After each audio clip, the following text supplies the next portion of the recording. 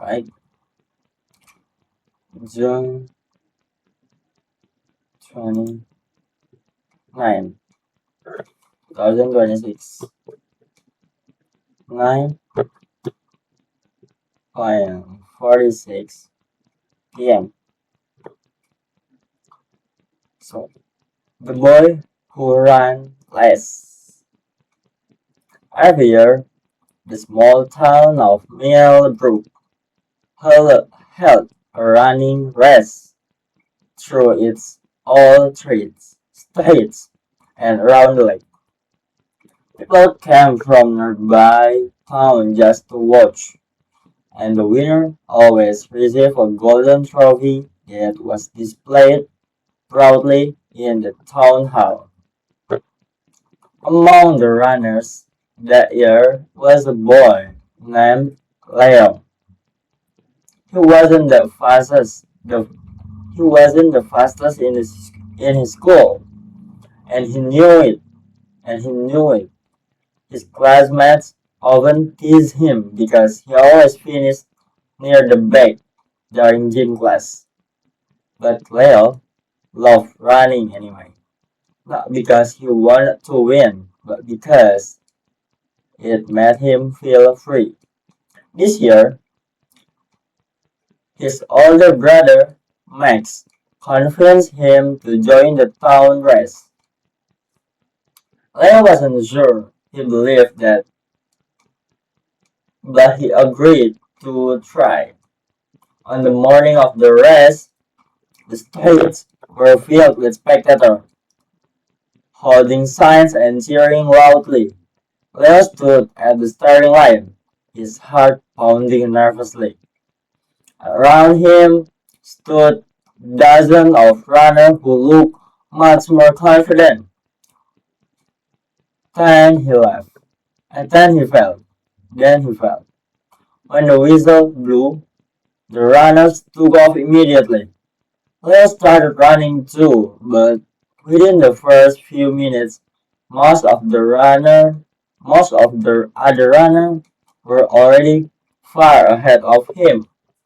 He felt his legs grow tired faster than expected, and doubt began creeping into his mind. Why am I even doing this? He thought. I'm going to finish last again. As he continued running, the gap between him and the other runners grew wider. Some people in the crowd even laughed quietly, while others looked away, clearly uninterested in the boy running far behind everyone else. But then, near the halfway point by the lake, Leo noticed something unusual. A little girl, maybe 6 years old, was sitting on the ground, crying. Her shoe had fallen into the water, and her mother was nowhere in sight. Leo stopped running.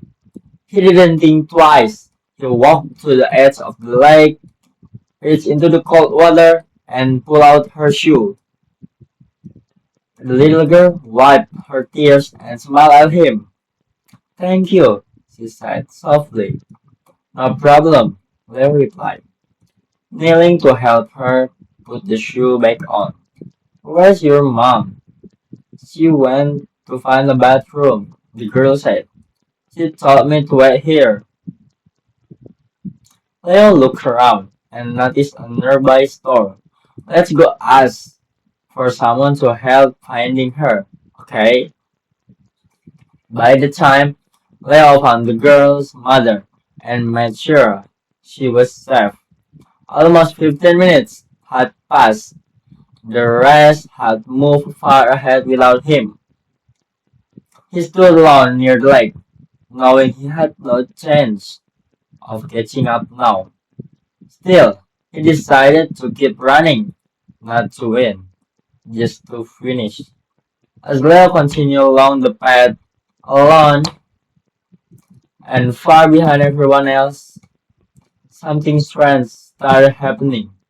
People who were walking home After watching the rest notice him still running, a few of them began clapping. Someone shouted, "You can do it!" Another person joined in, cheering loudly. By the time Leo reached the final stretch near the town hall, a small crowd had gathered clapping and cheering for him. The last runner in the race, even though he had no chance of winning, people seemed more excited about his finish than anyone else. That day, as Leo crossed the finish line, completely out of breath, the town announcer, who had heard about the little girl by the lake, spoke into the microphone. "Ladies and gentlemen, while Leo may have finished last in the race, today he proved heard about the little girl by the lake. And today he proved something more important than speed. He proved the value of kindness." The crowd cheering loudly, and even some of other runners walked forward to shake his hand. That evening, the town didn't just hand out the golden trophy. They created a small new award, the Heart of the Race Award, and gave it to Leo for his action that day. Leo smiled, holding his small, simple medal. "Yeah," he said, "I guess finishing isn't always about being first." From that day forward, Leo continued running, not to beat anyone, but simply because he loved it, and because somewhere along the path he had learned that true victory sometimes looks very different from what we expect. Thank you.